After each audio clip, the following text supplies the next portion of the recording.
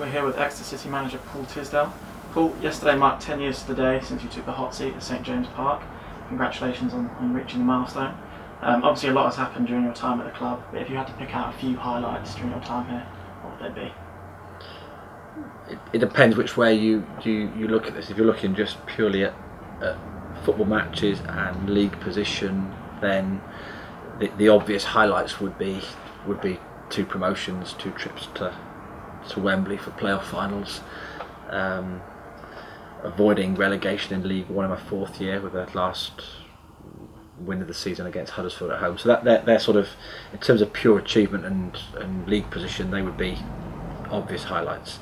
There are probably the more, and just as important would be viewing and recognising and being part of the development of the health of the club and the way the club has secured itself back into the league, and all the things that we see generally on a day-to-day basis, the gradual progress the club has made to what we have now, which is a club in a really healthy position, very secure with its ownership and facilities, and especially at the Cliff Hill training ground. And that's beneath it all, that's probably as a manager, you look at the business and you although there are plenty of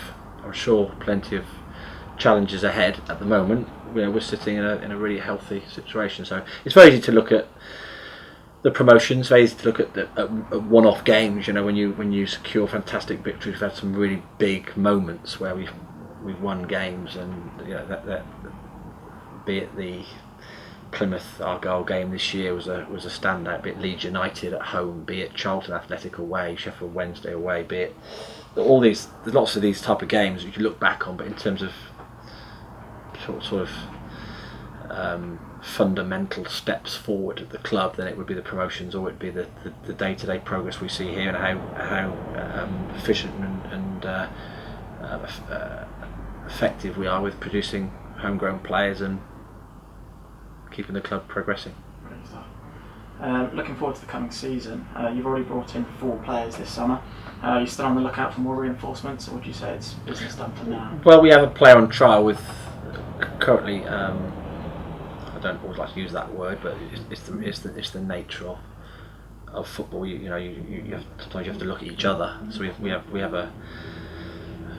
And we will have 1 or 2 players in over this pre-season period, but generally most of that recruitment has been done, and as I say every year to the Exeter supporters, it's as much about the players we're bringing through from the youth team. So it's very easy just to look at the players you've signed, but don't forget, we've got 4 or 5 players coming who've made the step from the academy to the professional ranks, and they are, if not more, of an exciting prospect for us as Exeter people and supporters, that again we've got that conveyor belt of young talent coming through. So I'd imagine we'll be stopping here. We've got a full squad, lots of young players in there, just about enough sort of senior players, established players, but enough to start the season, and we'll see what happens.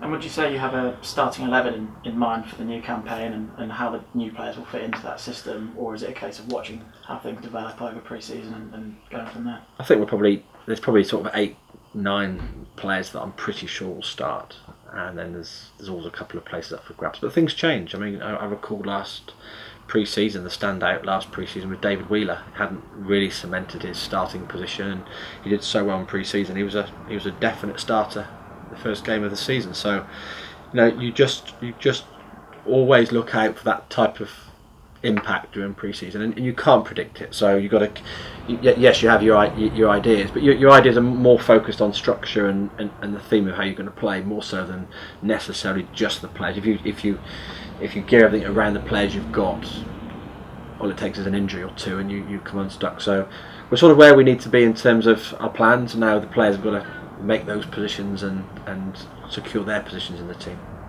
We found out last week that it's Blackpool away up first, a team that City hadn't faced in 15 years. Does it pose different challenges for you in terms of preparation, facing a side that we haven't played in recent memory compared to a team that we played last season, for example? Yes, well we often have this discussion about preparing for a game, there's a feel element to any game, and when you have recent experience of playing at a certain place against a certain manager's teams, against a certain set of players, it does give you an element of feel when it comes to the preparation, selection and decision making. It's not always tangible, but you get a feel of whether it's a ground that you need to defend at or attack with, or play wide or play narrow or play deep, or you get a feel for it. Playing surfaces tend to be pretty good this time of the season. You know, August, September, October, probably the best playing surfaces you'll experience. So that won't come into it. I'm sure it'll be a good playing surface. But we haven't got much experience. I haven't got any experience of playing at Blackpool. I know we've got Crew coming up the first couple of months also. Again, a club that in 10 years here I've not played against. So there's a couple of games there where we are going to just basically look at the black and white of the statistics and the reports, but haven't got a great deal to go off now. And were there any particular dates that caught your eye when the fixtures were released last month? I'm ashamed to say I can't think of any of them at the moment offhand. I mean, the Christmas, New Year games, you also look at them and you look for the derbies, but I'm sort of well and truly focused on those first couple of games of Blackpool and Brentford.